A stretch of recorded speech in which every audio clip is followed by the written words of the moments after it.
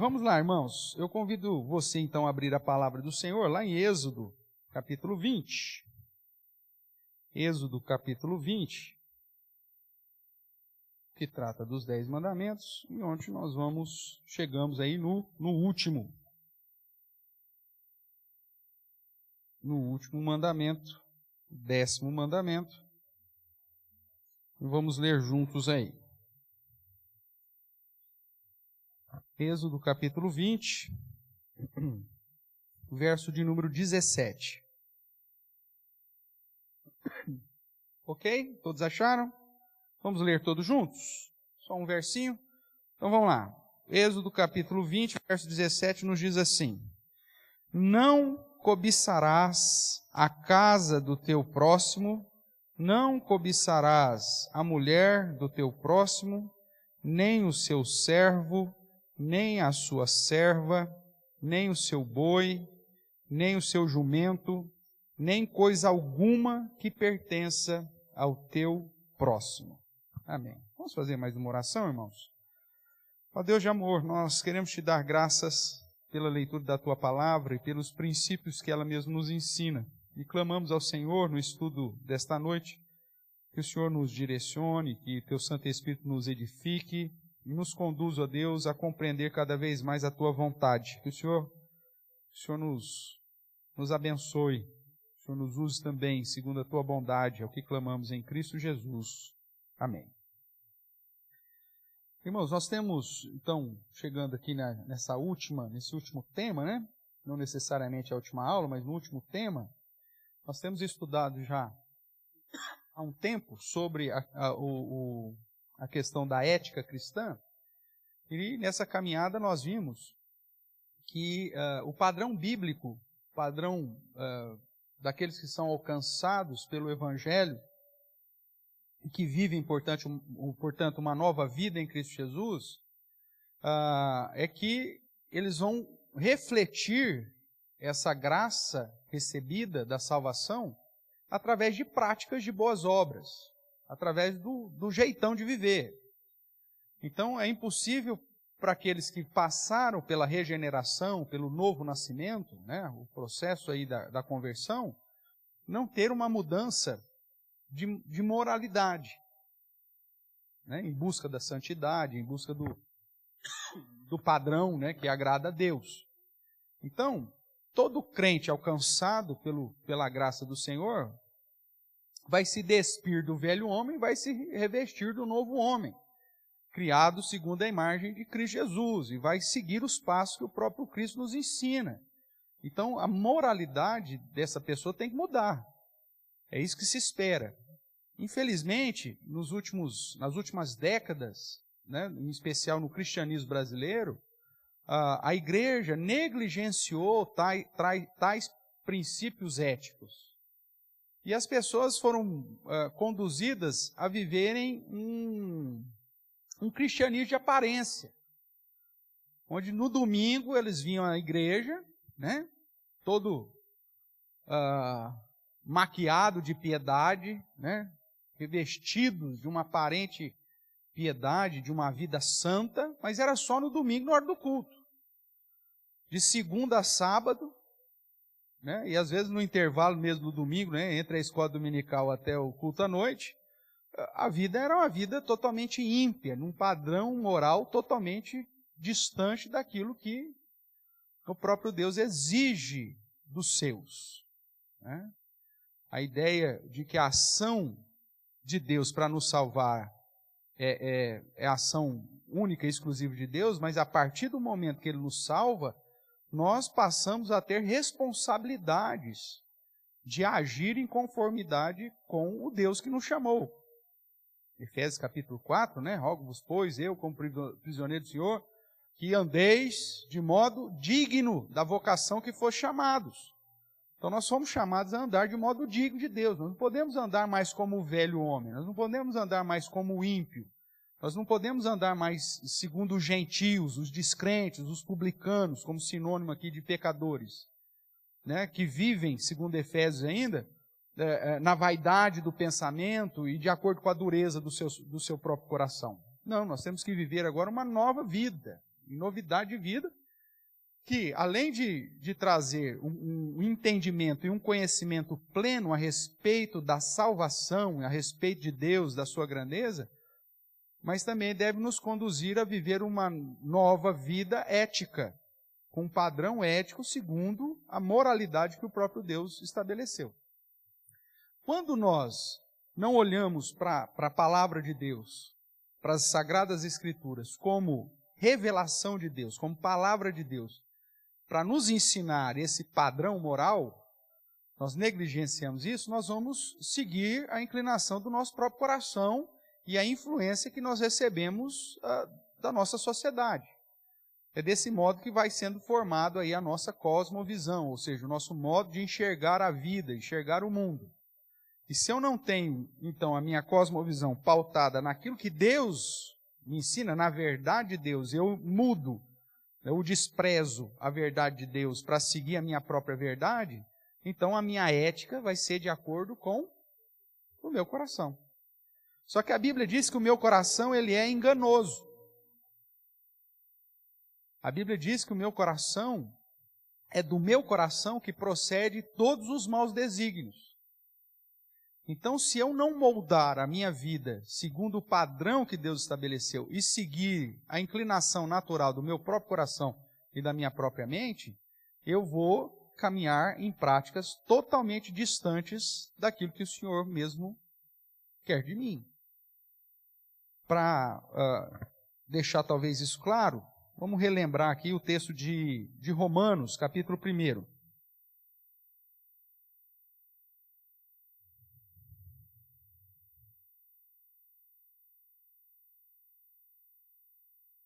Romanos, capítulo 1, a partir do verso 18, vai começar a revelar, ou Paulo vai começar a tratar, de que Deus se revelou. No capítulo 2 vai falar, inclusive, que Deus colocou no coração do homem, na sua consciência, né, a lei de Deus. Nós temos o senso de Deus em nós sabemos o que é certo e o que é errado. Só que o homem, ele vai desprezar a verdade de Deus, né? Então veja aí, do verso 18 até o verso 32, mas vamos pensando aqui. Verso 25, o que acontece com esses homens, né? Os homens que não reconhecem a revelação de Deus, né? Veja aí o verso 20 primeiro. Porque os atributos invisíveis de Deus, assim o seu eterno poder, como também a sua própria divindade, claramente se reconhece desde o princípio do mundo, sendo percebido por meio das coisas que foram criadas. Tais homens são, por isso, indesculpáveis, porquanto, tendo conhecimento de Deus, não glorificaram como Deus e nem lhe deram graças. Antes tornaram nulos em seus próprios raciocínios, obscurecendo-lhes o quê? O coração insensato. Veja, raciocínio, sinônimo aqui de mente, né, de pensamento, e o coração como esse centro aqui das minhas ações, das minhas emoções. Aí o verso 22 continua. Inculcando-se por sábio, tornaram-se loucos, mudaram a glória do Deus incorruptível em semelhante à imagem do homem incorruptível, bem como aves, quadrúpedes e répteis. Vou pular para o verso 25. Esses homens, então, que desprezaram a Deus e que são indesculpáveis por desprezar a Deus, eles mudaram a verdade de Deus, transformando essa verdade em mentira, adorando e servindo a criatura em lugar do Criador. Então, quando nossa mente não é submissa à revelação de Deus, nós vamos ser submissos ao nosso próprio coração. E ao invés de dar honra, glória e louvar o Criador, nós vamos adorar a criatura, que no caso somos nós mesmos, ou qualquer outra coisa. E aí o verso 24, ele diz assim, por isso, porque esses homens não glorificaram a Deus, não reconheceram a Deus, porque esses homens se tornaram nulos seus próprios raciocínios, obscureceram-se em seus próprios corações. Por isso, então, o verso 24 diz, Deus entregou tais homens ao quê? A imundícia, pela cobiça, aqui a palavra concupiscência, né? Ou desejo, é a ideia da cobiça, pela cobiça do seu próprio coração para desonrar o corpo entre si. Então veja, quando o homem despreza a verdade de Deus, e ele segue o padrão do seu próprio coração, que é obscurecido, e que segundo Jeremias é enganoso, e que segundo o próprio Jesus é a fonte de todos os maus desígnios, esse homem então despreza a verdade de Deus, transforma ela em mentira, segue a concupiscência, os desejos do seu próprio coração, e aí começa então a viver uma vida para desonrar inclusive a si mesmo. E aí você vai observar aqui que Paulo faz uma sequência, né, quando ele diz que Deus entregou tais homens pela concupiscência do seu próprio coração. Depois, um pouquinho mais à frente,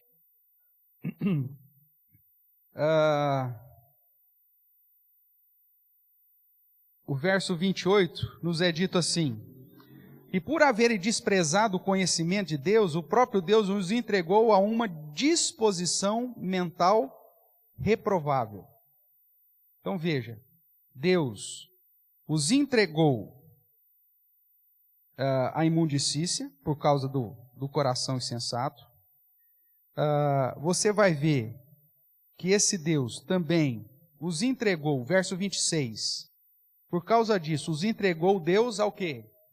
As paixões infames, e o verso 28, a uma disposição mental reprovável.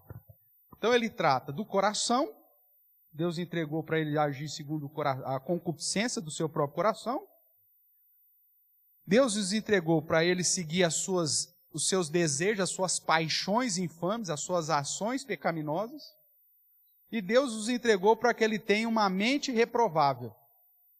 Ele acha que está certo, ele acha que o caminho dele é o caminho que ele está trilhando, é o melhor, a postura e a prática dele é a maravilhosa, eu sou o cara. Só que é Deus falando assim, meu amigo, então siga os seus pensamentos, siga o seu coração, siga os seus desejos, as suas paixões. E aí isso só vai gerar o quê? Imundicícia. Prática moral e ética deplorável. Vamos ver aqui, né? Nós vemos já o 25, o 26 também, o 27. Vamos continuar o 26. Por causa disso, os entregou Deus às paixões infames. E aí entra a questão da prostituição, né? Porque até as mulheres mudaram o modo natural de suas relações íntimas por outro, contrário à natureza. Semelhantemente, os homens também, deixando o contato natural da mulher, se inflamaram mutuamente em sua sensualidade, cometendo torpeza, homens com homens, e recebendo em si mesmo a merecida punição do seu erro, e por haverem desprezado o conhecimento de Deus, o próprio Deus os entregou a uma disposição mental reprovável para fazer o quê? Para praticarem coisas inconvenientes. Aí vê, cheio de toda injustiça, malícia, avareza, maldade, possuído de inveja, homicídios, contenda, dolo, malignidade, sendo difamadores, caluniadores, aborrecidos de Deus, insolentes, soberbos, presunçosos, inventores de males, desobedientes aos pais, insensatos, pérfidos, sem afeição natural e sem misericórdia. Ora, conhecendo eles a sentença de Deus, que são passíveis de morte, o que tais coisas praticam, não somente as fazem, mas também aprovam os que assim procedem. Quando nós desprezamos Deus e sua palavra, irmãos, nós somos entregues ao nosso próprio pensamento, ao nosso próprio coração e aos nossos próprios desejos. E isso nos conduz a uma postura ética deplorável. Quando a nossa sociedade decretou a morte de Deus, né? E retirou Deus das suas vidas, retirou Deus da sua casa, retirou Deus da sua família, retirou Deus da escola, retirou Deus do convívio. Começaram cada um a seguir o seu próprio pensamento e o seu próprio coração, agindo conforme os seus desejos. Qual que é o resultado disso? Esse mundo que você está vendo aí, que ninguém mais aguenta. Essa sociedade que está em colapso, que a gente nem acredita no tamanho dos absurdos que acontecem todos os dias e que nós estamos até calejados que isso nem mais nos leva à empatia. Morreu mais um. Mais uma família foi destruída. Mais uma garotinha foi abusada. Mais alguém entrou para o mundo das drogas. Mais alguém matou não sei quantos. Mais uma chacina. Ou seja, todas as práticas vão se tornando fazer o quê, né? Fazer o quê? E ainda tem aqueles que ainda olham e falam assim, mas cadê Deus nessa história toda? Mas por que Deus permite tudo isso? Porque o homem desprezou a verdade de Deus. E ele então, na sua pecaminosidade, porque a Bíblia diz que todos nós somos mortos, o homem natural é morto nos seus pecados, nos seus delitos. Ou seja, o seu coração é inclinado para a pecaminosidade. A sua mente, o homem natural, teve a mente corrompida e manchada, maculada pelo pecado. Logo, tudo aquilo que essa mente produzir, qual que vai ser o resultado? Algo manchado pelo pecado. Nada que o homem produzir, nenhuma filosofia, nenhuma explicação ou nenhum modelo ético de moralidade pautado no próprio entendimento do homem vai ser algo bom, irmãos. Porque a mente do homem está manchada. Imagine alguém com as mãos sujas de graxa, de óleo queimado. Imagina, seu marido é mecânico.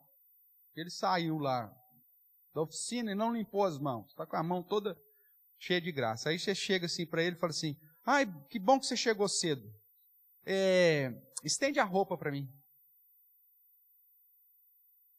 O que vai acontecer com aquela roupa que você lavou, que está alvejadinha, branquinha, bonitinha, que é só estender, porque já está toda. O que vai acontecer? Vai sujar tudo. Assim é o homem natural. Tudo que ele põe a mão, suja. Tudo que ele inventa, segundo o próprio raciocínio dele, o fruto vai ser de acordo com aquilo que ele é. Se ele está depravado, se ele é manchado pelo pecado, se ele é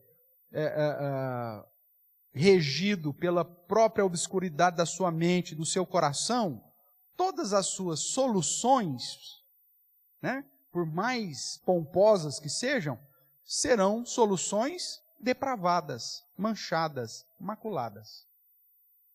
E assim, então, nós vimos nessa sequência de estudo, que o homem tenta apresentar algumas alternativas éticas. Só que o que pode vir do coração de um homem pecaminoso? Uma alternativa pecaminosa. Uma alternativa que despreza a Deus e a sua verdade. Uma alternativa que vai conduzir esse homem cada vez para uma prática ética pior. E aí, então, nós temos pelo menos 3 aqui, né, que nós já estudamos, que tratam da tentativa humana de apontar um caminho ético para a humanidade. O antinomismo, não tem regras. Né? Não existe regras. Você está bem? Você está feliz? Segue o seu coração. Está tudo tranquilo com você? Então, beleza, faz. Porque essa questão de regras, ela nos... Qual que é o termo que eles usam? Ela nos oprime. Ela nos oprime. Essa ideia de ter regras é fruto de uma sociedade machista.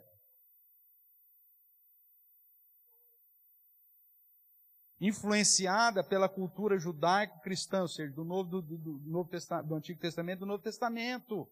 Então, regras, a pior coisa que você pode fazer é ter regras. E aí isso traz para dentro da sua casa, aí você tratou lá, criou seu filho, seu tesouro. É um pecador miserável, tranqueiro tamanho, mas para você é o seu tesouro, Juninho. Juninho, graças a Deus, né, nessa nossa história, o Juninho, depois de 48 anos, achou uma princesa e vai casar. Olha que maravilha, né? Dentro dessa nossa história fictícia aqui do Juninho. que 48 anos, a mãe tem que levar o Toddzinho toda noite ainda para ele, né? Não sai de casa. Mas agora arranjou uma namorada, uma princesa, e aí resolveu casar o Juninho. E aí vai ter filhos, já velhinho já, né? Quase 50 anos, tendo filho, tudo bem. Aí a nora chega para você e fala assim, ó, meu filho é o seguinte, a senhora não vem meter bedelho aqui, né? No Júnior 2, né? Porque aqui em casa não tem regras. Porque senão nós vamos oprimir o nosso filhinho. O que vai acontecer com esse filho aí do Juninho 1, o Juninho 2? O que vai acontecer com ele? Vamos lá, vamos batizar ele de Juninho 2. O que vai acontecer com o Juninho 2? Vai ser um demônio esse Juninho 2. Porque ele vai crescer segundo a inclinação do coração miserável, pecador daquele infeliz. Estulto, segundo a palavra de Deus. Inclinado para o mal. E na primeira oportunidade que ele tiver, ele vai aprontar uma. Se não matar o pai e a mãe. Porque não tem regras. Ele vai fazer aquilo e tal. E se alguém chega para ele e começa a colocar regras, aí ele se levanta. Irmãos, qualquer alternativa ética produzida pelo coração corrupto de um homem pecador vai ser um padrão ético corrupto. É o cara das mãos sujas. Tudo que ele põe a mão, suja. Mancha. Não tem nada limpo. A outra, o generalismo, né? Os fins justificam os meios. O importante é o resultado. O que se faz durante o processo, não importa. Se você tiver que roubar, matar, mentir, para alcançar o objetivo, faça. E essas alternativas éticas estão dentro da igreja, irmãos. Né? Uma das situações que a gente se deparou, por exemplo, dentro de um contexto missionário, é que a alternativa ética do generalismo move muitos missionários e muitas agências missionárias. Qual que é o fim? Pregar Jesus. Ótimo. Então o que nós vamos fazer para pregar Jesus? Ah, meu amigo, faz qualquer coisa. Se tiver que fazer contrabando, a gente vai fazer contrabando. Se tiver que fazer evasão de divisas, nós vamos fazer evasão de divisas para ter dinheiro lá no campo missionário para fazer as coisas. Se precisar ter cárcere privado, nós vamos ter cárcere privado. Vamos manter um pessoal preso, porque a gente vai falando de Jesus e cucando na cabeça deles, uma hora eles se convertem. Porque o importante é o fim. As pessoas ouvirem o evangelho. Agora o meio não importa. Tráfico de seres humanos. E aí você tem missionários, e você tem até algumas agências missionárias, que tem como padrão ético o generalismo. Os fins justificam. É lógico que você não vai ter um banner lá. Você não vai chegar lá na sede da agência missionária e ter um banner lá. Né? Nosso padrão ético, generalismo, não vai estar lá escrito. Só que a prática vai ser essa. É o que a gente vê, inclusive, em algumas igrejas. Qual que é o objetivo? Trazer pessoas para Cristo. Ah, então ótimo. Então vamos fazer uma propaganda mentirosa para trazer as pessoas para Cristo. Porque os fins justificam os meios. Os meios podem ser todos errados. Nós vamos usar a ação social, como a teologia da libertação já tentou, e missão integral. Nós vamos dar uma cesta básica para os vizinhos. Mas o cara tem que vir 3 escolas dominical para pegar o ticket. Na hora que ele formar os 3 tickets, ele ganha uma cesta básica que a gente dá no 4º domingo. Então o cara tem que vir os 4 domingos. Na igreja. O que é isso? Generalismo. Os fins justificando os meios. A gente vai usar a necessidade de alimento para produzir um mecanismo para trazer o cara para a igreja para falar do evangelho para ele. Esse é o padrão bíblico, irmão? Não, isso não é o padrão bíblico. Veja, toda alternativa ética que nasce no coração corrupto do homem vai ser uma alternativa corrupta, manchada, pecaminosa. E a última aí é o situacionismo, que é aquela que o amor, né, é a regra universal. E o amor próprio, né? Então, eu tenho direito de me amar. Eu tenho direito de ser feliz. Meu amigo, uma vez você foi alcançado em Cristo, você não tem direito mais nenhum. Você só tem dever com aquele que te salvou. Um dever de gratidão que deveria te conduzir a uma vida para negar a si mesmo em favor daquele que morreu por você. Jesus diz, alguém quer ganhar a sua vida? O que ele tem que fazer? Se alguém quer ganhar a sua vida, perdê-la. Você não tem mais vida para você, cara. Não tem mais desejos pessoais. Não tem mais concupiscências. Você foi comprado por alto preço. E se você quer ser, no mínimo, grato, você deveria viver para Deus. Só que hoje, o que o cristianismo, nesses 30 anos, que se retirou a ética do ensino cristão, o que se fez? Criou um monte de crentes juninhos, né? Mimados. Crentes que estão aqui simplesmente para serem supridos. E ai, se Deus não fizer aquilo que eu quero. Eu vou fazer um maior barraco.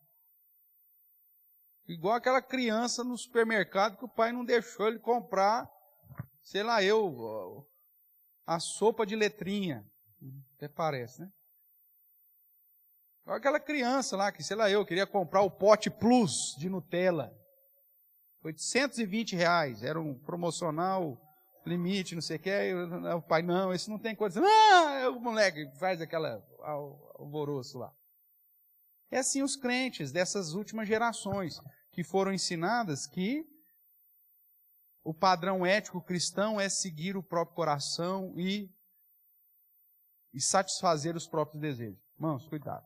Então, toda alternativa ética produzida pela mente depravada, com os efeitos noéticos, né, o efeito do pecado sobre a mente, vai gerar sujeira.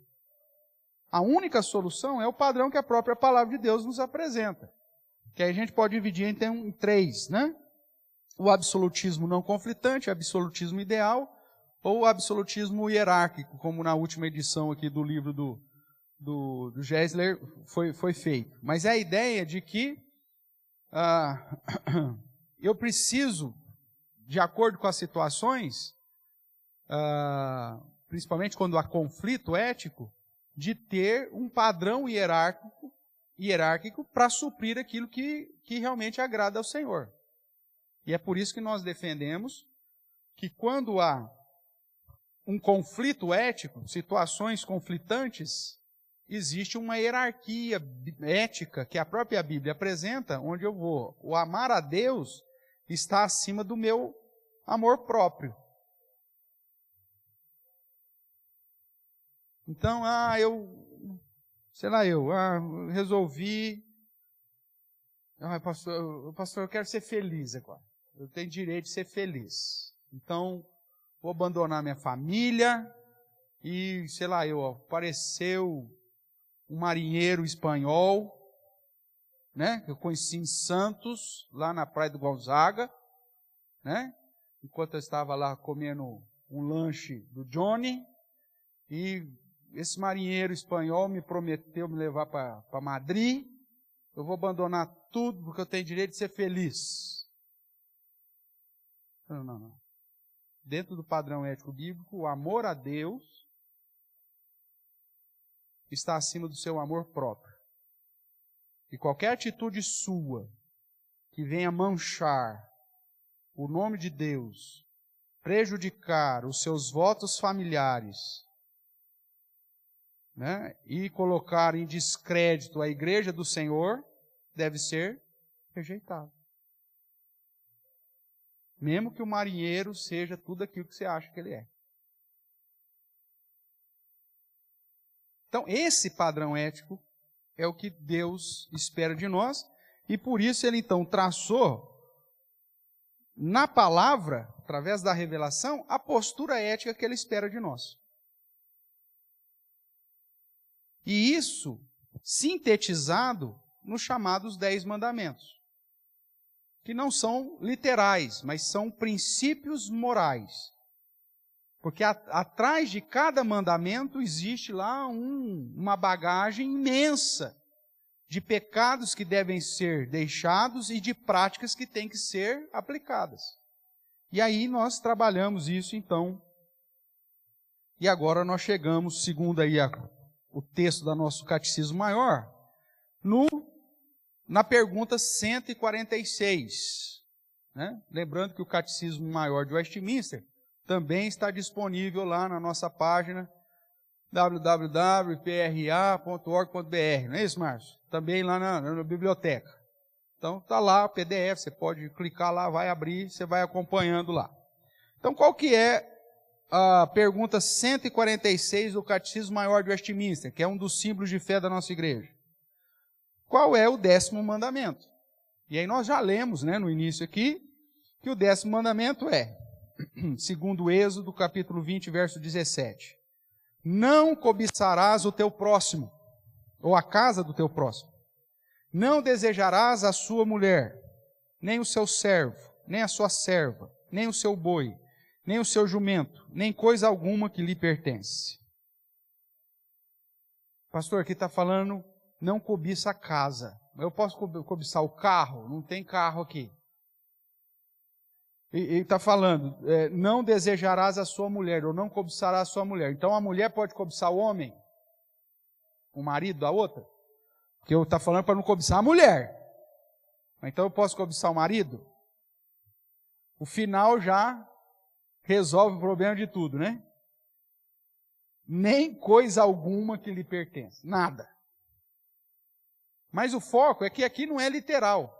É um contexto histórico. Afinal de contas, quem tem um jumento aqui? Por favor, levante a mão quem tem um jumento. Ninguém tem um jumento. Então, que bom, né? Não dá para. Aqui fala, não cobiçarás nem o seu jumento. Como ninguém tem jumento, então tudo bem. Só que o jumento era o meio de transporte do cara. Então vamos traduzir isso aí, né? Cobiçará o seu carro, sua bicicleta, seu skate, sua moto. É isso que está por trás da moralidade aqui do 10º mandamento. Então, não cobiçarás é o foco do 10º mandamento. Esse mandamento ele é muito especial, porque ele faz uma diferença em relação a todos os outros. Todos os outros mandamentos retratam a práticas de atitudes. Né? Não matarás. Eu vou lá e mato o cara. Não furtarás. Eu vou lá e roubei alguma coisa de alguém. Não dirás falso testemunho. Eu vou lá e menti para alguém, ou falei, blasfemei, ou difamei alguém. Agora, não cobiçar refere-se à questão do pensamento e do coração. Como nós falamos na reunião de oração, você pega lá Tiago, né, capítulo 1, do verso 13 ao 15, quando diz, ninguém ao ser tentado diga que é tentado por Deus, porque Deus não pode ser tentado. Né? Muito pelo contrário, nós somos tentados pela nossa própria cobiça, que nos atrai e seduz, dando à luz o pecado, e este gerando a morte. Então, Tiago vai dizer que a cobiça do nosso próprio coração, né, os desejos, a concupiscência, as paixões, é algo que acontece internamente. Só que essa cobiça, que está ali me seduzindo e me atraindo, eu vou coabitar com ela, e ela vai dar à luz o pecado.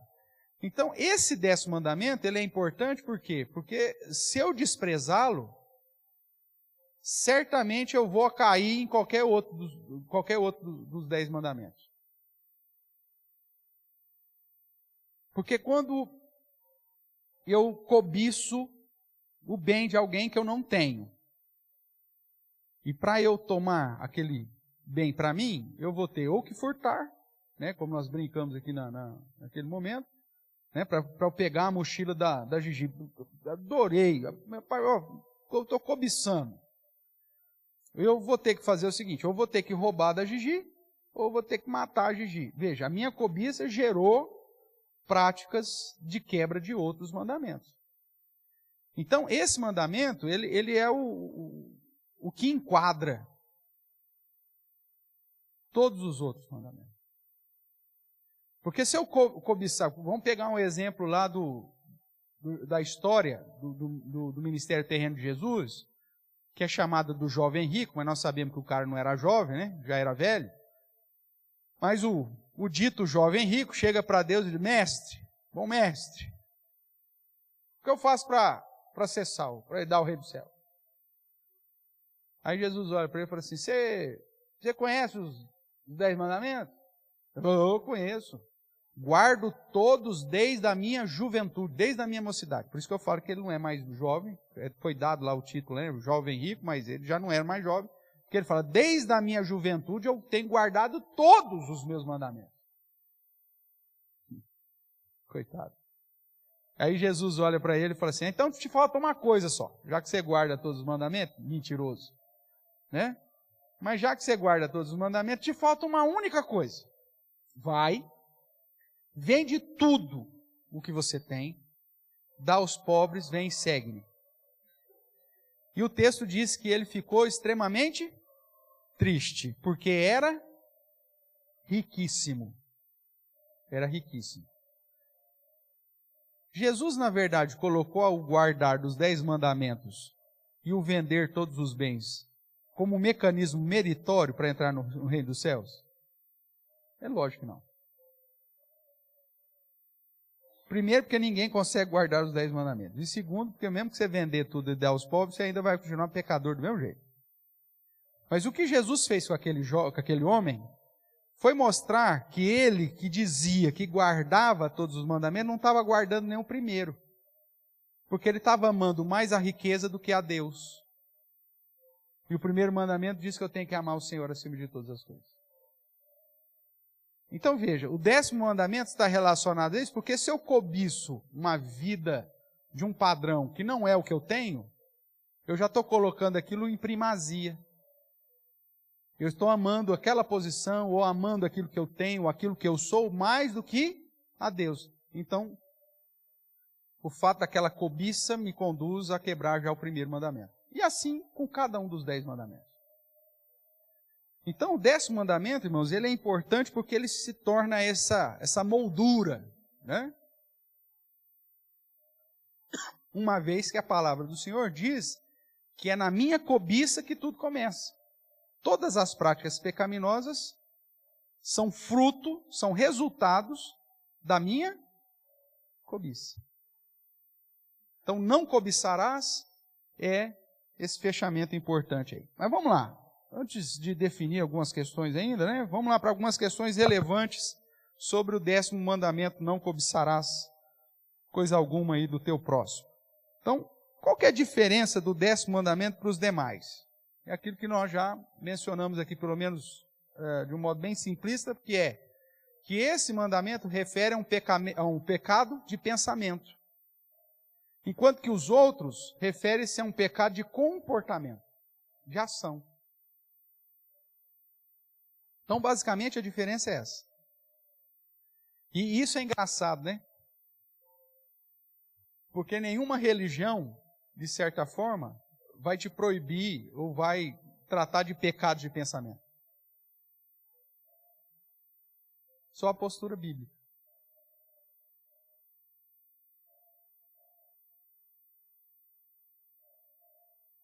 Jesus, inclusive, coloca isso num patamar altíssimo, que é justamente para ninguém alcançar mesmo, porque a salvação é pela graça. Quando ele diz, quando você olhares para uma mulher com intenção impura, você já adulterou. Então o fato de eu cobiçar a mulher, ou cobiçar, né, outra pessoa, já me conduz à prática de um pecado de comportamento. Jesus, inclusive, aumenta o sarrafo lá, né? Põe lá o patamar lá mais alto ainda. Porque não é simplesmente o cobiçar. O fato de você já cobiçar, você já não quebrou só o 10º mandamento, por ter cobiçado, desejado. Mas você quebra, inclusive, o mandamento relacionado ao comportamento ou à ação. Olha que peso, né? Segundo, qual a relação do 10º mandamento para com os outros mandamentos? Aquilo que eu também, de modo simples, já disse. Ele é o que vai moldurar os demais. Porque todos os pecados relacionados a comportamento começam com o problema da cobiça do coração, os desejos, a concupiscência. E é proibido desejar ou querer alguma coisa igual de qualquer outra pessoa, ou qualquer coisa que a outra pessoa possua? Não. A Bíblia faz uma distinção entre o desejo, né, positivo, e a cobiça. Apesar que nós vamos ver que a palavra é a mesma no Antigo Testamento. Mas, por exemplo, você chegou aqui, sei lá com um relógio novo. Aí você mostrou o relógio, puxa, que relógio legal, cara. Nossa, bonito. Eu queria ter um relógio desse. É muito caro. O pessoal lá divide.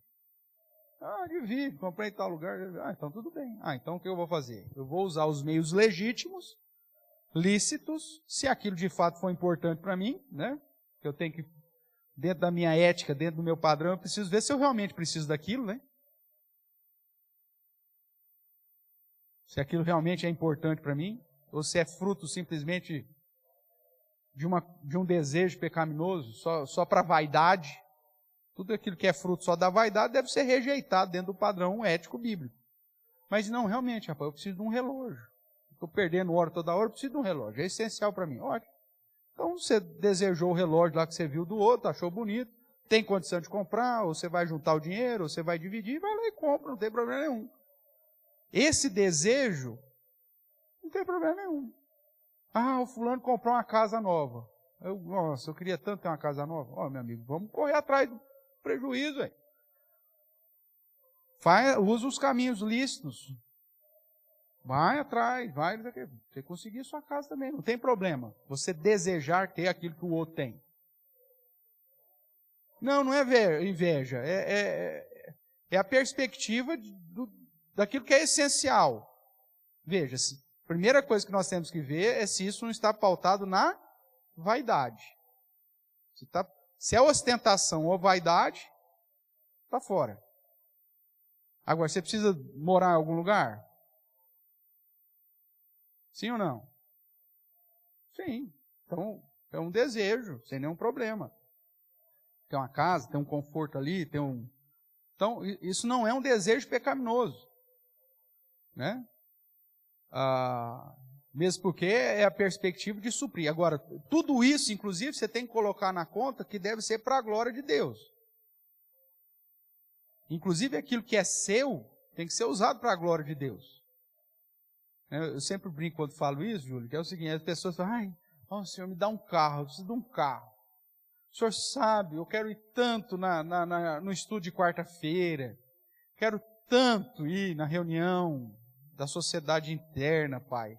Eu quero tanto ir na escola dominical, no culto. O Senhor sabe o desejo do meu coração, quanto que eu preciso de um carro. Servir os meus irmãos, Pai. Quero tanto servir meus irmãos coitadinhos, vem a pé, me dá um carro. Tal. Aí Deus dá um carro. Aí ele fala, hoje eu não vou na escola dominical porque eu tenho que lavar o carro. Aí pronto. Aí à noite ele vem com o carro para exibir. Aí o pastor chega para ele e fala assim, meu irmão, que bom que você veio.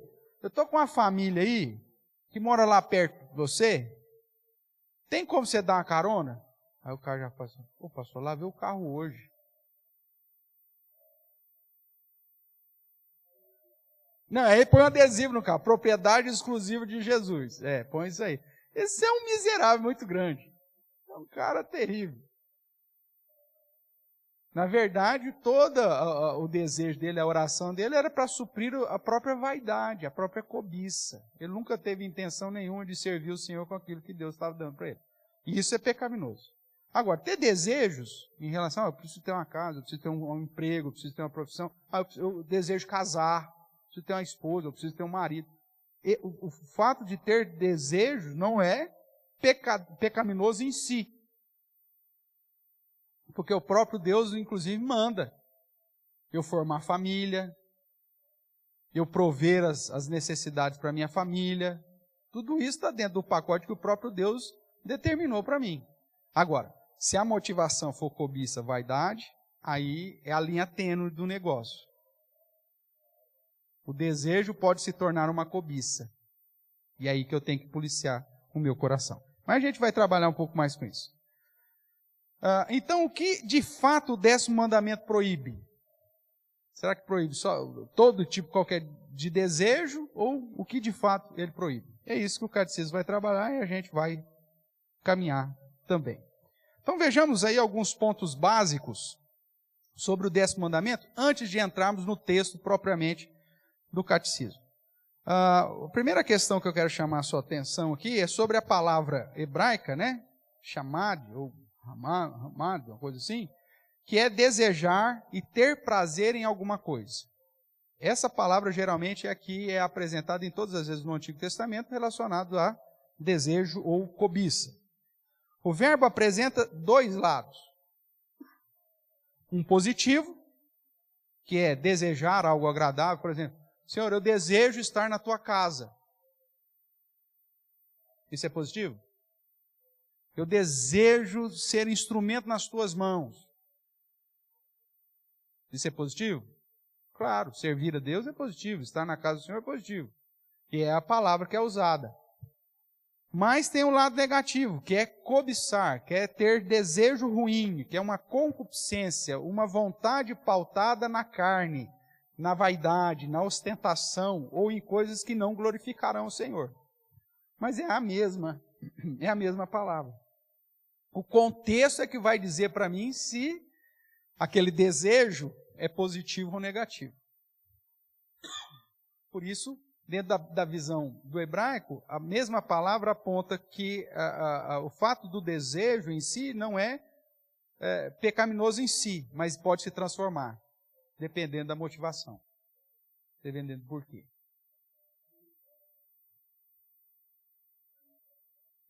Mas aí é considerado uma outra palavra.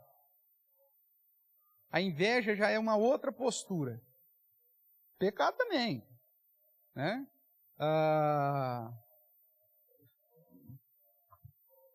A cobiça, acho que ela anda de mãos dadas, né, com a inveja, né? Não tem como ser. Porque a pessoa, na verdade, ela... Só que a inveja, na perspectiva bíblica, é uma situação que você não pode mudar. Não tem como. A cobiça, ela já me leva a produzir uma atitude negativa. Então, talvez o diferencial seja no resultado que isso produza. A cobiça sempre vai gerar o pecado. A inveja já é o pecado propriamente. Talvez seja essa a distinção. Mas vamos lá. Dentro do 10º mandamento, o nosso foco é o sentido negativo. Então, não cobiçarás a casa do teu próximo, nem a mulher do teu próximo, nem o servo, nem a serva, nem o boi, nem o jumento, nem qualquer coisa do teu próximo. É na perspectiva, não de ter um desejo, de falar, não, fulano tem, eu queria ter também, eu acho que eu vou comprar um igual. É sempre do lado negativo. É sempre no sentido de um desejo ruim. Tudo bem? Segundo o Dicionário Internacional de Teologia do Antigo Testamento, ele vai dizer que o sentido do 10º mandamento, chamad, ou ramad, dependendo da pronúncia aí, refere-se a um desejo desordenado, incontrolado e egoísta. Vamos pensar aqui numa situação de crianças, né? A criança que ainda não tem aquela noção de sociabilização e tal, chegou os 2 netinhos lá. né? Pequenininho, tal, 2 netinhos. Aí na casa da avó, os brinquedos ficou em casa, aquela coisa toda. Aí um dos netinhos trouxe um carrinho. E o outro veio de uma banana. O que vai acontecer? O que não trouxe, ele falou assim, mas eu não trouxe o meu carrinho. Aí o outro falou, não tem problema não. Você pode brincar aí, a gente brinca junto assim. É isso que vai acontecer? Não, ele falou, é meu. É meu. O outro vai fazer o quê? Vai cobiçar. Primeiro ele vai cobiçar, ele quer o carrinho do primo. Aí essa cobiça vai gerar o quê? O pecado. Ou ele vai ficar com raiva, ou se a avó e o vô não estão olhando, ele vai lá, ele vai roubar o carrinho, vai bater no primo, e você fica quieto, não fala para a avó que eu peguei. Hã? Ou seja, vai gerar uma série de situações pecaminosas. Porque a cobiça é esse desejo desordenado, incontrolado e egoísta, que vê só o meu lado. Eu não estou pensando que o carro é do meu primo e que meu primo vai ficar chateado e que vai gerar um problema familiar, que vai criar uma confusão na casa do meu avô. Não, não, não. Ele quer suprir o desejo dele, egoísta dele. Quando nós pensamos numa situação pueril, né, de criança, isso fica fácil da gente ver. Mas isso acontece até você morrer, meu amigo.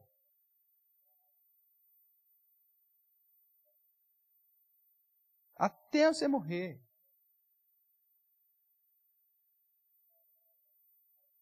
Seja lá com coisas banais.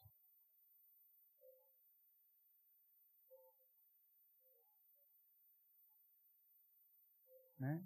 O fato de eu cobiçar vai gerar as práticas comportamentais, mas isso aqui, tanto é, irmãos, que a gente tem uma dificuldade muito grande em se alegrar com o sucesso do outro. Porque o que reina no nosso coração é a cobiça. Não, por que o outro teve sucesso e não eu? Por que o fulano arranjou um emprego desse e não eu? Por que o Beltrano casou com uma mulher desse jeito e não eu? Na verdade, a cobiça é a exaltação do eu. Porque eu desejo que o outro tem, porque eu acho que eu mereço mais do que ele. E se for o caso, então eu vou lá e tomo dele, roubo. Ou dou um jeito, dá um fim nele para ficar com o lugar dele. Um filme que eu já citei aqui várias vezes, né? É um livro, na verdade, mas tem acho que pelo menos 2 produções, que é o Conde de Monte Cristo. Né? Para mim aquilo lá é um clássico. E você tem o filho do dono da terra, e você tem o menino praticamente da mesma idade, que é o filho do empregado. E o filho do dono da terra ganha lá, acho que um pônei, um cavalo, sei lá eu. E o filho do empregado fica feliz da vida, porque o outro ganhou um cavalo. E o menino, que é o filho do patrão, já ficou incomodado pela alegria do outro, pelo presente que ele tinha ganhado. E o filho do empregado me ganha lá, se não me engano, um apito. Um apito feito de madeira, que o pai dele fez lá, deu lá uma flauta, sei lá. E você precisa ver a alegria do cara, porque ganhou um apito. Uma alegria tamanha que incomodou o filho do patrão, que ganhou lá o pônei, o cavalo, não sei o quê, que desejou o apito do outro. E aí, então, não vou contar a história aqui, mas aí gera uma situação terrível, e a história, obviamente que não trata de redenção, mas trata muito mais de vingança, né? Mas que mostra a cobiça do coração. Às vezes o cara tem tudo. Às vezes o cara tem tudo. A cobiça não é um pecado de pobre. É um pecado de qualquer um. Porque às vezes o cara tem tudo. Aí o outro tem uma pedra. Ele vai cobiçar a pedra que o outro tem. O cara tem um pônei, meu amigo. Que criança não quer ter um cavalo na vida, num contexto agrícola? Um pônei. Aí o outro ganha um apito, ele cobiça o apito do outro. É assim a cobiça, é assim o pecado do egoísmo.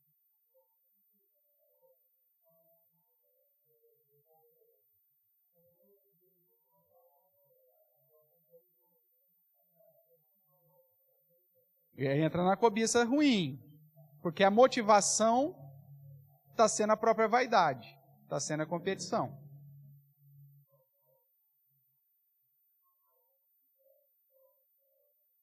Também.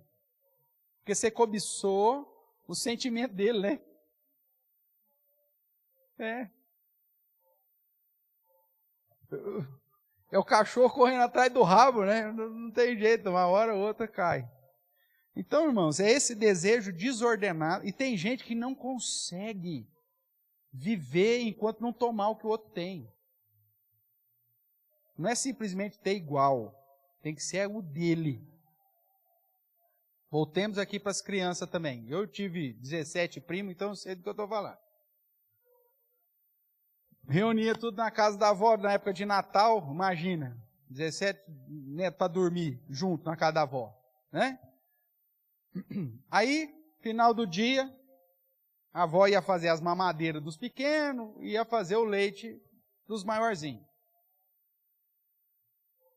Casa de vó, meu amigo, era copo de extrato de tomate, copo de requeijão, tarará. Então nunca tinha copo igual.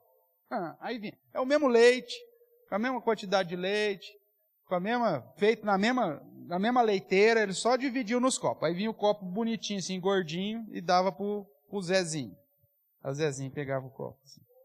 Aí vinha com outro copo comprido, dava pro outro. O outro já olhava no copo, já olhava no outro. Não, peraí. A avó gosta mais dele do que de mim. É a mesma quantidade, só que muda o formato do copo. Aí eu chorava, virava aquela. Aí um chora, o outro chora, vira aquele. Por que você está chorando? É o mesmo leite, a avó fez, com o mesmo carinho, com o mesmo amor. Não, mas eu quero daquele copo. Eu falei, então tá, então troca, dá o seu. Não, eu quero o meu, esse copo é meu, vai ficar comigo, mas eu quero o outro também. Já viu isso acontecer, criança? Estultice do coração, a cobiça. Eu não consigo me alegrar com o outro e eu quero ter o que o outro tem. Aí a avó faz um esforço imenso, vai lá, consegue 2 copos iguais. Põe a mesma quantidade assim, milimétrica. Chega, o infeliz ainda vai ver uma diferença no copo lá. Não vai estar contente, porque quer o do outro. A gente ainda faz isso mesmo sendo velho.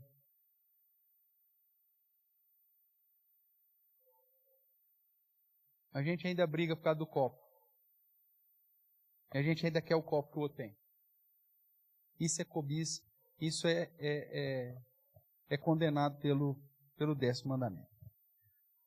Alguém que eu sempre cito, né, o Dennis Prager, ele, naquela sequência lá sobre os 10 mandamentos, né, eu sempre incentivo você a assistir e tal. Ele vai muito próximo da linha do nosso catecismo. Ele vai dizer o seguinte, que cobiça é muito mais que querer. É muito mais que um desejo, simplesmente. É querer ao ponto de tentar tirar e possuir aquilo que pertence a outra pessoa. Seja a posição ou seja um bem.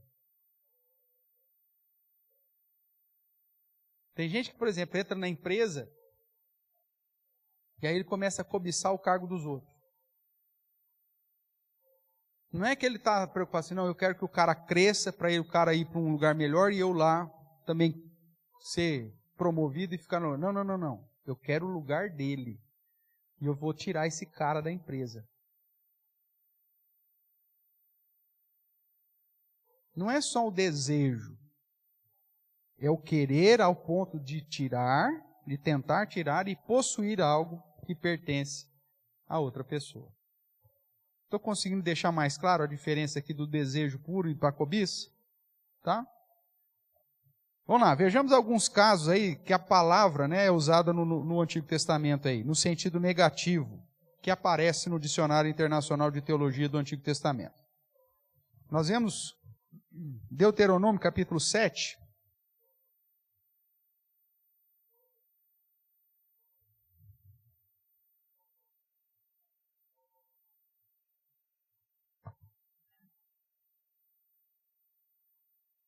Deuteronômio capítulo 7, verso 25.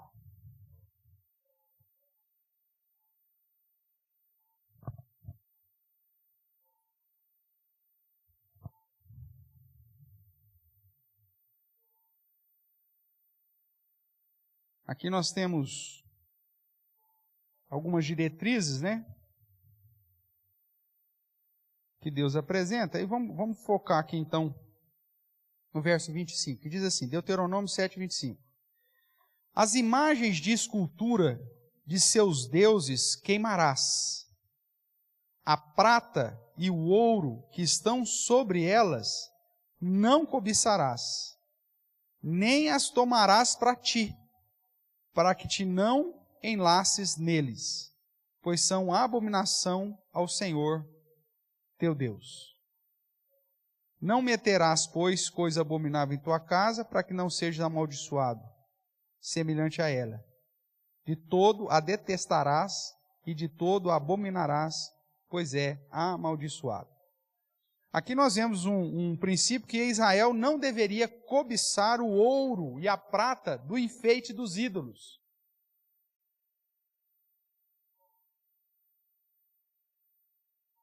E que quando ele entrasse e fosse despojo, ele tinha que queimar aquilo lá, que ele tinha que eliminar aquilo lá. Por que acontecia? Os homens criavam os seus próprios deuses e para mostrar a dignidade dos seus deuses, cobria esses ídolos de ouro, de prata, de pedras preciosas. Para que o povo de Israel, o povo de Deus, não fosse ludibriado pelo próprio coração, Deus fala, você não vai pegar esse ídolo para você não vai usar nem o ouro, nem a prata, nem qualquer outro benefício que tiver nele. Você vai jogar fora, você vai queimar. Para que o seu coração não cobice. E essa que foi a dificuldade de alguns, né, do servo de Deus. Tinha tanto despojo que o cara falou, não é possível, nós vamos queimar tudo isso. Nossa, mas tem tanta coisa boa aqui. Mas era a fidelidade que Deus exigia para que eles não caíssem no engano do próprio coração, da cobiça do próprio coração. Então nós temos aqui uma ordem explícita para não cobiçar. É aquele lance, né? Minha bisavó era idólatra, não importa que religião que ela era, e ela tinha lá uma imagem de escultura de prata, de ouro, sei lá eu. Aí você fala assim, é minha herança, né? Não, mas eu não adoro, viu? Eu não adoro. Mas eu vou trazer aquele objeto para dentro de casa para me lembrar da minha bisavó. Esse é o jeitinho que você está dando para tentar manipular e maquiar a cobiça do seu coração pelo bem que aquele ídolo simboliza ou é. Na verdade, esse jeitinho seu é uma demonstração de cobiça. Se eu quero ser fiel a Deus, eu vou ter ídolo dentro da minha casa? Não. Não importa se foi da minha bisavó, se é coberto de ouro. Deus manda eu queimar esse trem. Por quê? Não, eu vou derreter e vou fazer uma joia para mim. Tá, aí todo mundo vai lembrar. Essa é a joia do santo que você derreteu? Bom, piorou. Não, então eu vou vender e vou comprar alguma coisa. Aí eu falo, você comprou isso aqui? Com que dinheiro você comprou? Do santo que eu vendi. Não, Deus manda, queima. Não é para ficar com você. Eu sou o Deus que providencia todas as coisas. Você não vai cobiçar esse negócio, você não precisa disso. Porque eu quero ver a sua fidelidade. Quero ver o seu padrão de obediência. Veja ainda aí, Provérbios 6, verso 25.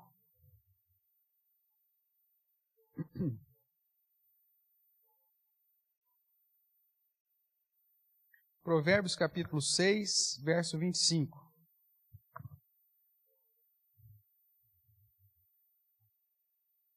Aqui ele está falando da mulher adúltera, né? Ele está dizendo, filho meu, guarda o mandamento do teu pai, não deixe o santo da tua mãe, ato perpetuamente do teu coração, pendura o teu pescoço, quando caminhares, te seguirá, tarará. Verso 23, porque o mandamento é lâmpada, a instrução é luz, repreensão da disciplina são o caminho da vida. Para te guardarem da vil mulher e das lisonjas da mulher alheia. Aí o verso 25. Não cobices no teu coração a sua formosura, nem te deixes prender com as suas olhadelas. Por uma prostituta, o máximo se paga um pedaço de pão, mas a adúltera anda à caça da vida preciosa. Então, a ordem explícita de Provérbios de Salomão é que eu não vou cobiçar nem a beleza, né, das prostitutas. Eu não podia cobiçar nem o ouro que enfeitava os ídolos, nem as prostitutas. E nem qualquer propriedade. Né? Vamos ver aqui outro exemplo, Miqueias, capítulo 2.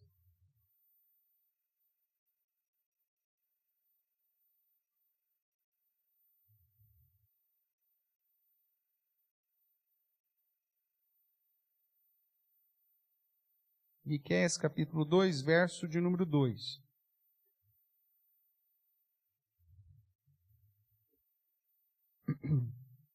Se cobiçam campos, os arrebatam. Se casas, as tomam. Assim fazem violência a um homem e à sua casa, a uma pessoa e à sua herança. Então, verso 1, né? Ai daqueles que no seu leito imaginam iniquidade e maquinam o mal. À luz da alva o praticam, porque o poder está nas suas mãos. Pessoas que acabam cobiçando e tomando a propriedade dos outros pela força e pela violência. Isso era proibido em Israel. A gente sabe, né, de várias histórias, né? Na época aí dos coronéis, pelos rincões do nosso país, né?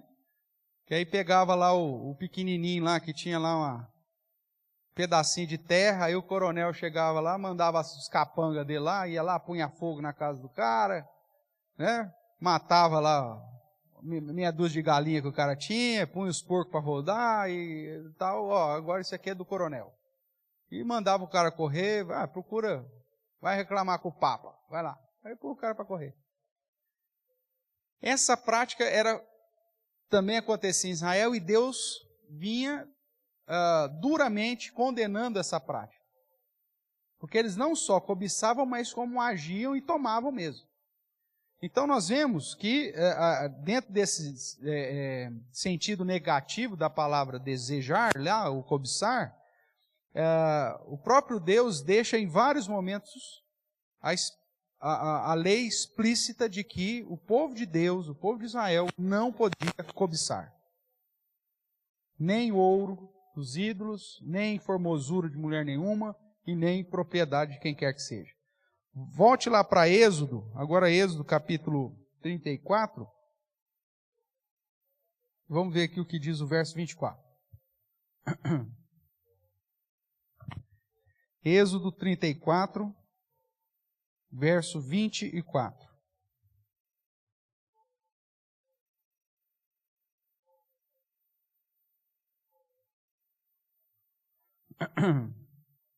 Porque lançarei fora as nações diante de ti e alargarei o teu território. Ninguém cobiçará a tua terra quando subires para comparecer na presença do Senhor teu Deus 3 vezes no ano. Nós sabemos que a própria lei cerimonial exigia que as tribos de Israel comparecessem em Jerusalém ou no lugar que estava o tabernáculo, né, antes do templo propriamente, 3 vezes ao ano. festa da Páscoa, dos pães asmos, Pentecostes e depois Tabernáculos. As 3 festas. Durante essas festas, o que acontecia? O cara tinha que ir em peregrinação e ir até Israel. Isso levava dias. As festas, com exceção de Pentecostes, geralmente eram de pães asmos 7 dias, 7, 8 dias. Aí o cara demorava mais 2 para ir, mais 2 para voltar, nós estamos falando aí de 10, 15 dias. Festa Tabernáculos, 10 dias só de festa. Mais 2, 3 para ir, 2, 3 para voltar, nós estamos falando aí de, 20 dias. E aí Deus então traz uma ordem explícita que durante essas festas, quando as pessoas saíam das suas propriedades, ninguém poderia cobiçar ou se apoderar dessas terras. Então havia uma lei que protegia inclusive a adoração contra o cobiçar. Tamanha a situação que Deus conhece do coração humano e de uma maneira para preservar, pelo menos dentro dos limites do povo de Deus, que essas práticas não acontecessem. Tudo bem até aqui? Ainda como exemplo aí da utilização, da palavra, vamos lá para Josué, capítulo 7, verso 21.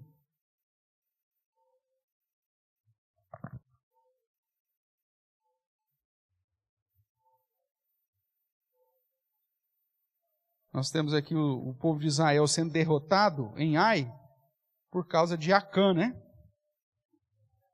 O que aconteceu aí? O verso 21.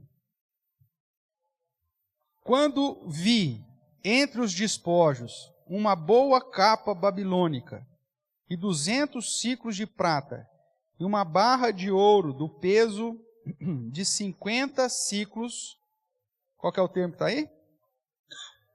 Cobicei-os, é o mesmo termo, desejei, mas aqui sempre o lado negativo. E tomei-os, e eis que estão escondidos na terra, no meio da minha tenda, e a prata por baixo.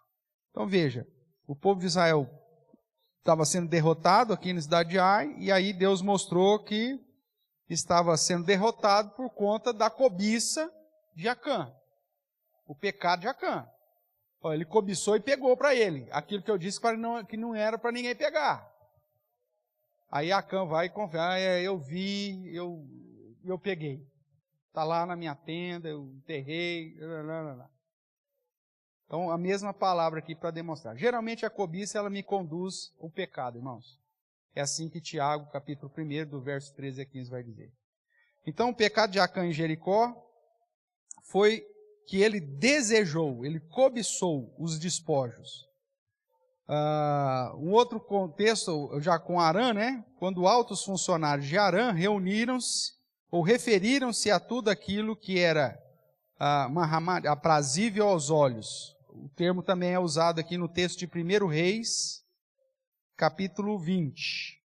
Então, só para você ver aí a utilização da palavra, 1 Reis, capítulo 20, verso de número 6.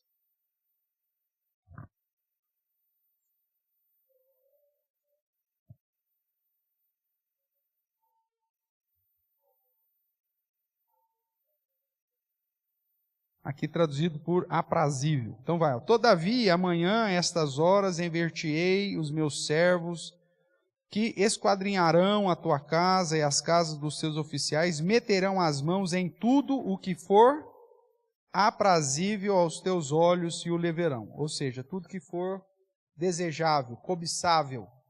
Então, aqui mais um exemplo da utilização da palavra, que é lá de Êxodo, capítulo 20, verso 17, utilizado aqui em outros exemplos, mas sempre mostrando como um desejo ruim, se apropriar daquilo que não é meu, ou lugar que não é meu, de uma maneira ruim. Tudo bem até aqui, irmãos? Não tá. Oi?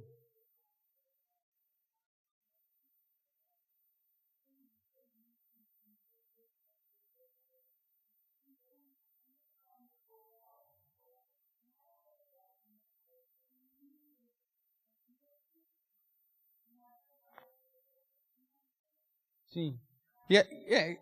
E geralmente na questão das guerras, do domínio de Canaã, Deus já tinha deixado claro sempre que você não vai pegar nada. Você não precisa, eu vou te dar. Você não precisa.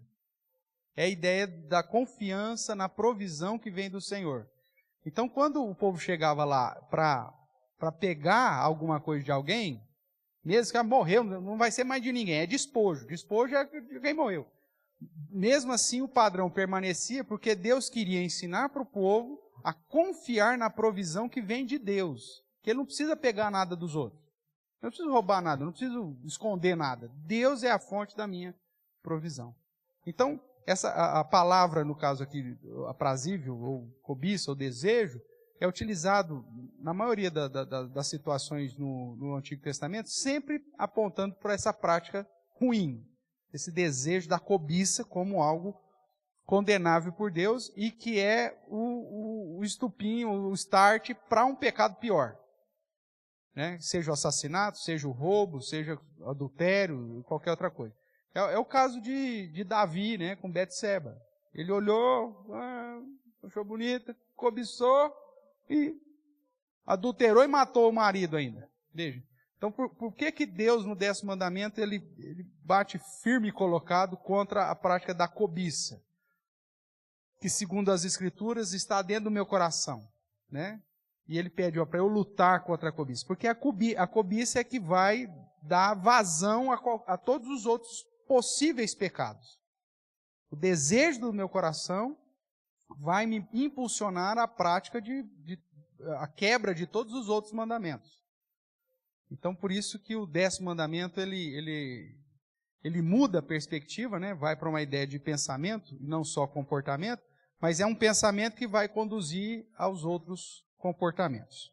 Ainda falando aí do segundo Dennis Prager, o objetivo do 10º mandamento, segundo ele, é preservar o homem de dar vazão aos demais pecados. Porque o furto, o adultério, o assassinato, né? A mesma mentira, a difamação, é resultado da cobiça. Né? Por que eu matei o cara? Porque eu queria talvez o lugar do cara, eu queria alguma coisa do cara, eu queria a vida do cara, eu dou um fim no cara. É o caso de Caim e Abel, né? Ele cobiçou o fato de Abel ter sido aceito por Deus, ele vai lá, então elimina o cara, pronto, acabou. Ou o furto. Você tem, eu não tenho, eu desejo, eu cobicei, então eu vou e roubo, e furto, levo embora. Mas o que gerou a prática do furto? Onde começou o furto? Lá atrás, lá na cobiça, no próprio coração, na própria mente, desejando aquilo que não era seu. Por isso o 10º mandamento não cobiça a casa do teu próximo, a mulher do teu próximo, o boi, o jumento, o servo, a serva, coisa nenhuma que não é teu, não cobiça. Porque em última instância, o cobiçar é negligenciar o fato de que Deus é a fonte da minha provisão. E é como se eu dissesse, o Senhor não está sendo um bom provedor para mim. Então é uma rebelião sempre contra Deus, né? Todo pecado mas a cobiça de um modo mais específico, porque confronta a provisão de Deus. E aí quando Paulo nos ensina em Timóteo que nós devemos estar contente em toda situação, tendo que comer, que vestir, estejais contentes. E o contexto é justamente isso. E aqueles que cobiçam, que desejam a riqueza, trazem sobre si muitos males. Né? Já que eu falei, vamos dar uma olhadinha lá? Abra lá, 1 Timóteo 6.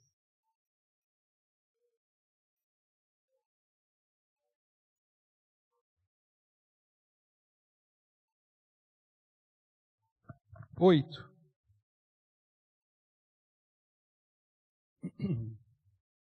1 Timóteo capítulo 6, verso 8.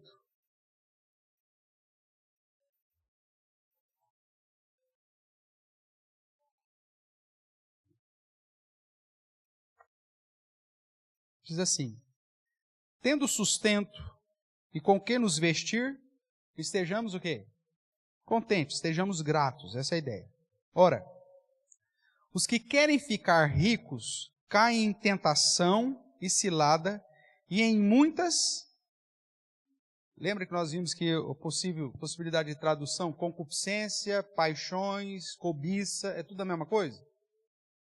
Então, os que querem ficar ricos caem em tentação e cilada em muitas cobiças ou em muitas concupiscências insensatas e perniciosas, as quais afogam os homens na ruína e perdição. Porque o amor do dinheiro é a raiz de todos os males, e alguns nessa cobiça, nesse desejo, nessa concupiscência, que são sinônimos, se desviaram da fé e a si mesmos se atormentaram com muitas dores.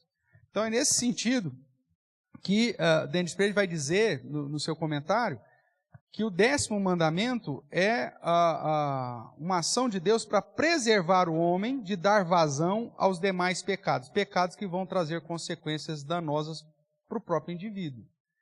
É isso que Tiago também diz, né? Lá, Tiago capítulo 1, verso 13 a 15, que ele diz que uma vez que eu dou lado para a sedução da cobiça, e eu coabito com ela, ela vai gerar o quê? O pecado. E uma vez gerado o pecado, isso vai dar à luz, vai me conduzir à morte. Então, quando Deus manda não cobiça, Ele está querendo que você cabe com o mal ali, né? Pela raiz. Que é dali que vai brotar todos os outros maus desígnios do coração. É da cobiça do coração que saem o adultério, a promiscuidade, o assassinato, a blasfêmia, como lá Mateus capítulo 15, verso 19 nos diz, e a gente já leu aqui. Então, não cobiçar, irmãos, é você cortar o mal pela raiz. Porque da cobiça gera todos os outros pecados. Então, dentre os principais argumentos do Dennis Prager, ele vai dizer assim, ó. Do 6º ao 9º mandamento, nós temos proibição de atos de maldade. Né? Não matarás, não adulterarás, não dirás falso testemunho, né? São atos de maldade. Já o 10º mandamento proíbe o que gera a prática dos anteriores, o que gera essas maldades. Então, esse é o padrão da diferença do 10º mandamento para os demais. Enquanto os outros proíbem atos, o 10º mandamento proíbe o que pode gerar os atos, o que dá o start para esses atos. Ele vai dizer ainda, o 10º mandamento legisla sobre pensamento, enquanto que os anteriores legislam sobre comportamento. Só que a cobiça é que vai dar vazão e que vai gerar os outros comportamentos condenados pela palavra de Deus dentro desse padrão ético, dentro desse padrão de moralidade que nós temos estudado. É importante dizer, né, não disse ainda, mas a gente sempre relembra isso, que a lei moral, irmãos, não tem o objetivo salvífico, que é impossível cumprir com toda a lei. Romanos, capítulo 3, vai dizer que o objetivo da lei é o que mesmo? Calar a nossa boca diante de Deus, para que ninguém chegue diante de Deus, eu mereço a salvação. É o objetivo da lei moral. Só que mesmo ciente que eu não vou cumprir, né, a lei moral, isso não significa que ela não sirva de direcionamento para o meu padrão ético. Muito pelo contrário, é justamente o que Deus exige de mim. E eu preciso lutar para isso, eu preciso combater e encher a minha mente com essa cosmovisão segundo o padrão ético que o próprio Deus estabeleceu. Então, Prager ainda vai dizer, a prática proibida no 10º mandamento, ou seja, o cobiçar, né, o fato de não cobiçar, é o que preserva o indivíduo de não cair nos comportamentos proibidos dos pecados anteriores. Ah, pastor, eu tenho problema, com roubo. Qual que é o pecado que você tem que começar a combater? É o roubo? Não, é a cobiça. Porque a partir do momento que você parar de cobiçar, desejar aquilo que não é seu, você vai limitar esse comportamento. Ah, pastor, eu tenho problema com prostituição, com adultério. Ah, eu vejo um rabo de saia, eu não aguento. Qual que é o problema? Seu pecado é adultério? Sim, mas o que está dando vazão para isso? Sua cobiça. E a cobiça nasce no nosso coração. Então aí você vai ter que lutar contra o seu próprio eu. E é por isso que a palavra do Senhor diz que o nosso eu é o nosso inimigo, né? A nossa carne, os desejos da nossa carne. E aí eu preciso mortificar esses desejos, eu preciso negar a mim mesmo, eu preciso aprender a passar vontade em relação aos desejos carnais. Esse é o padrão que Deus espera de mim. Em gratidão àquilo que Deus já fez por mim. Em obediência e fidelidade ao amor de Deus para com a minha vida. Tudo bem até aqui, irmãos? Hoje nós vamos parar aqui então, né, nessa introdução aí sobre o 10º mandamento. Deixa eu ver aqui, só mais um. Que ele, aqui ainda eu falo. Tá, vou mais esse slide aqui, só para fechar.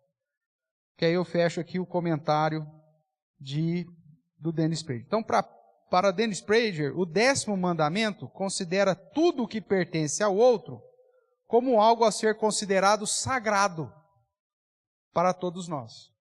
Por que eu não posso pegar o que é do outro? Por que eu não posso desejar aquilo que é do outro? Porque na perspectiva de Deus, na perspectiva bíblica, aquilo que Deus deu para o outro é dele, é algo sagrado. Eu não posso ir lá e pegar para mim. Porque eu estou indo, em última análise, à vontade soberana de quem? De Deus. É o que Caim fez com Abel, né? Deus aceitou de Abel, então eu vou lá matar Abel. Em última análise, eu estou pecando. Todo pecado, na verdade, é sempre contra Deus, né? Então, qual que é o objetivo do 10º mandamento, segundo Dennis Prager? O objetivo do mandamento é impedir que um indivíduo permita-se ter um desejo pecaminoso, um pensamento de cobiça, que dê à luz a um comportamento pecaminoso, uma prática pecaminosa, ou seja, o ato da cobiça. Então a cobiça, ela tem o pensamento da cobiça e o ato da cobiça, que nada mais é que o pecado. E aí, para finalizar, vamos lembrar lá o texto que nós lemos no início, né? Tiago, capítulo 1, aí a gente fecha aqui, verso 13 a 15. Vamos ler todos juntos?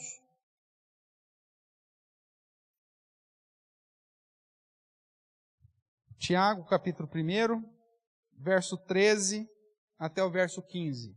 Diz assim, todos: ninguém ao ser tentado diga, sou tentado por Deus, porque Deus não pode ser tentado pelo mal, e Ele mesmo a ninguém tenta. Ao contrário, cada um é tentado pela sua própria cobiça, quando esta o atrai e seduz. Então, a cobiça, depois de haver concebido, dá à luz o pecado. E o pecado, uma vez consumado, gera a morte. Então, o 10º mandamento ele tem como objetivo me impedir de chegar à prática do pecado.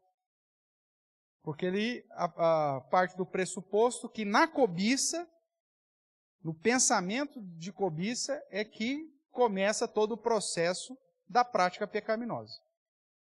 Então, se eu elimino a cobiça, se eu venço esse desejo pecaminoso, que ainda é na perspectiva do pensamento, né, do coração, a chance de eu vencer a prática pecaminosa é muito maior. É interessante que Tiago usa aqui termos relacionados à prática sexual, né? A sedução sexual. Ele diz assim, que a cobiça, ela nos atrai e seduz. É a ideia, né, de alguém tentando te seduzir. Aí depois ele usa ainda como expressão, então a cobiça, depois de haver concebido, ou seja, de ter tido a relação propriamente, aí dá à luz, ou seja, faz nascer quem? O pecado. e o pecado consumado, aí gera a morte, a separação de Deus. Então, ele trata com a ideia de ser algo agradável. O flertar com o desejo pecaminoso. Né? O adultério, ele não começa com o ato propriamente pecaminoso. Ele começa com aquela olhadela, né? Com aquela troca de gentilezas. Trouxe um cafezinho para você. Parece que você está tão estressada hoje. O que foi? O maridão está pegando o pé? Então trouxe um cafezinho para você. Ai, olha, você falou tudo. Briguei com o fulano. Ele é um bronco. Ah, não, mas como o cara pode ser bruto com você? Uma pessoa tão linda, maravilhosa. Uma pessoa tão importante. Eu trouxe até um cafezinho para você. Aí o infeliz ainda falou, vou estar orando por vocês. Aí no outro dia vê a outra, jururu, trouxe um bombom. Café ou bombom? O café hoje é um bombom. Mas come aqui na empresa, né? Porque se você levar o bombom para casa, né? O bruto lá, que já é um bronco mesmo, ele vai pegar no seu pé. Aí você, é verdade. Vai com o bombom. Aí vai. É sedução, é atração.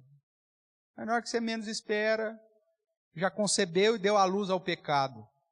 E aí gerou a morte, a destruição da sua família, a destruição da sua vida. Então o 10º mandamento fala assim, corta na raiz. Na hora que começar a desejar, você já... Fala, meu amigo, não precisa pegar café para mim não, viu, rapaz? Eu tenho 2 mãos, tenho 2 pernas, pode ficar tranquilo, tá? Qualquer coisa, traga a garrafa aqui. Você não tem serviço para fazer? Pronto, já resolve o problema. O cara nunca mais vai levar um cafezinho para você. Nossa, você é bruta. Sou uma mulher casada bruta.